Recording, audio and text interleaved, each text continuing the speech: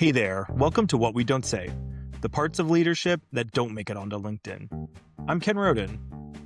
Here's my conversation with Jeff Miller, partner at Door 2. One of the things we don't talk enough about is a skill in being a collaborator, a real collaborator, not collaborator, actually saying like, oh, I actually can work well with people. Are you seeing things like the ability to collaborate, especially at a senior level and work together, being really valuable for senior leaders now, or actually at any stage?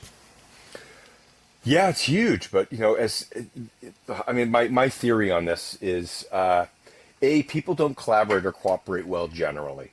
And the interesting statement that I find myself gravitating to is I believe that stems back to elementary school. And the story that I will often share with people is, so people that are listening, if you're parents, when you go to parent conference, ask the teacher the question. When you put the kids in cooperative groups and they're having a disagreement and a fight, what do you do? And oftentimes when I just talk to people randomly and say, hey, when you were a kid and you did those like group stuff and you guys got into a fight, or not like a fist fight, but you just couldn't agree, what did the teacher do? And more people than I would like say, oh, they separated us. I'm like, okay, that's the problem. And so what ends up happening, the reality is that people that are in HR, L&D, CEOs, C-suites are having to teach elementary school skills, soft skills to your point, Ken, on, hey, how do we disagree? How do we resolve conflict? How do we do? That's like third grade level stuff. So I think, do you see that at executive teams? Absolutely. What we end up doing at work is nobody's asking questions. We assume we have clarity on things, and then we disagree. We're redundant. We're working on different projects, and all hell breaks loose. Yeah. One of the things I find working on complex like transformations is saying, hey, before we start every like meeting, like big meeting, we need to remind people what the goals are. And at some point, some leader will be like, well, we've said that 5 times. And I'm like, we have to repeat it. And I don't even think that's doing it justice, but at least repeating it, at least gets it out there so people can hear it and react to it. But I agree with you. We don't talk about these problems. Yeah, and it's fun. Is that I will often do. We do a thing called Grounding Day, where I'll interview the entire executive team before we get together, and then we get together and we walk through the data. We keep it all anonymized and all that. And one of the questions I will often ask is, I'll start with the CEO, and I'll say, all right, look, what are the goals of the company? And more times than not, the CEO will say, that's the easiest question in the world. Everybody will get it. With one particular client, it was funny for me, not for him. And he was like, no, here are the 3 goals. I say these every single day. 3 goals, boom, boom, boom. And so I interviewed folks, finished with 9 executives on the team. And I called him up and I said, all right. And he goes, how'd it go? And I said, great, got a lot of data. And he goes, yeah, the goal thing, how hard was that? I go, yeah, it was a little more than 3. And he said, well, how many? And I said, take a guess. And he goes, just 3. And I said, total of all of them. And he said, 5. And I said, 74. There were 74 different, yeah, and so the point was that, and of course, then he got mad, and I said, okay, look, soft skills, to your earlier point, how you approach this is either going to invite discussion or shut it down. What do you want? That, to your earlier question about what do we do in the coaching space, we don't tell people what to do, but it's those moments where we're able to say, okay, here's the likely outcome if you do this, because again, I will often use the example of a hurricane. My job is to go into a hurricane and take everybody's hands and walk them to the eye of the hurricane and stop and look up and say, you see all that swirl above you? Let's stop that. Let's align on goals. So we teach 3 key words: clarity, alignment, commitment. Are you clear on the goals? Are you aligned on the goals? And then, and only then, can you even think about committing to a goal. That tends to be the problem or the challenge. Love that. Also, the whole time I've been sitting here, since you talked about conflict, I've been thinking about when I was 5 years old, my sister and I got into a fight, and my parents made us sit next to each other until we hugged. And I remember that moment. My sister's like my best friend now. But I was just thinking, like, they didn't separate us. They were like, you were going to sit here until you figure out how to like each other.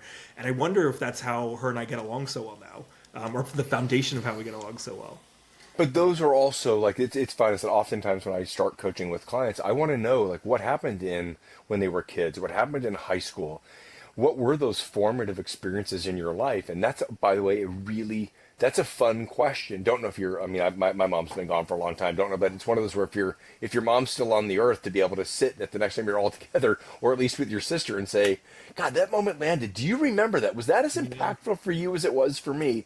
Then it opens up a doorway of conversations. And again, people love to explore their past so we can be better in the future while we try to live in the moment, which is always a trick. Yeah. Can you tell me about the Jester and Farley Fund? Yes. So I'll give you this could be an 80-minute conversation, but I'll give it to you in a quick slug. So when I was a kid, my closest friend was a person by the name of David Saltzman. And after 8th grade, I went to a different school, but David and I remained friends. And David ended up going to Yale. I did not go to Yale, where he was the school cartoonist and just brilliant, double majored, like just brilliant, wonderful, smart, funny. And I believe it was after his junior year, sophomore year, somewhere in there, he was diagnosed with Hodgkin's disease. And as he tells the story, and in his book, The Jester Has Lost His Jingle, he got the news, and went and sat under a tree and started crying. And then as he was crying harder, so he ended up deciding for his senior project at Yale that he was going to write a book about a jester who could no longer make the king laugh, and so he was banished for the kingdom, and he went in search of laughter. Without giving the big finale away, it is a book that he wrote, he illustrated, but he passed away right before the final animation was done, so they had that finished. And so his mom, Barbara Saltzman, started a nonprofit years ago where they would go in and do reading programs with schools to try to reading competitions. They would then try to fund. They were using money to fund to get the book, The Jester's Lost His Jingle, into hospitals and into schools, so every child with cancer would have a copy of it. It's a wonderful nonprofit, and if your listeners want to support nonprofits, that's a good one. I would support it. That's awesome. Thank you. And then we will have a link to it in the show notes. Hey, to wrap us up, I just have 3 quick questions for you. First off, what advice would you give to someone graduating right now? I think the advice I would give to somebody just graduating is if you're graduating at the traditional age of about 22, go big, take risks. You don't have your whole life to do that. And so I get it. Like, you may have, I'm all down, like KPMG, all of the big accounting firms, the big consulting firms, they're great, wonderful experiences. My daughter is living in New York. She is working very hard on being an actor. And it's frustrating and it's hard, but I tell her, just keep like this. This is the time to do it. Yeah. So I think for college graduates, you really, until I'm proven otherwise, you get one shot at life here. So go do what calls you, and if you got a wild hair, go chase it and have fun, because you'll learn a lot more. Like, I learned more from I came back from a weekend Grateful Dead concert in 1990.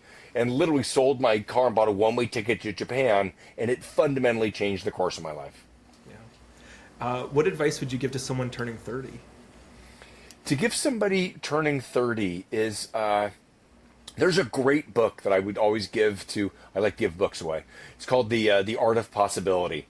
And in this book, written by Benjamin and Rosalind Zander, brilliant book, they have something called Rule Number 6. And I don't know why it's rule number 6, but rule number 6 is don't take yourself so damn seriously. And so I think it's enjoy life, go on vacations, see things. Like, I went 8 years, probably different podcast topic. I went 8 years without taking a day off. I worked myself into the ground. I don't have regrets, but I have wishes. And one of the wishes was, like, go travel. Like, if you're making money, spend it on things like experiences, not things. That would be what I would tell a 30-year-old. I love it. And the last one is, what advice would you give to someone in a career transition right now? That's a tough one, because I think there's some people are in career. I'll answer this in 2 ways. Okay. If someone's in a career transition or thinking about a career transition, and it's their choice,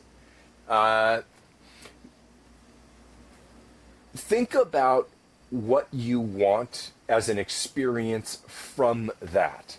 For example, a lot of people, I did a PhD, and the biggest mistake that I made when I went and did a PhD was I didn't go in with a problem to solve. I went in with intellectual curiosity. I find that, people that deal with depression and being out of job can bring that. Exercise, meditation, eating well, all of that. So I think take care of yourself regardless would be the advice I would give. And remember that if there's a difference between a job and a career. And if it's a job, then make sure that you're getting the balance that you want. Because I'm coaching a guy that today finally said that what I've been waiting for. He's like, my work-life balance is horrible. And I said, fantastic. And he said, why is that fantastic? I said, now we have some work to do. That's great. Jeff, thank you so much for joining me today. I learned a lot, and I think my listeners did too. No problem, Ken. See you next time. See ya. And that's where we'll leave this one. Thanks for listening to What We Don't Say.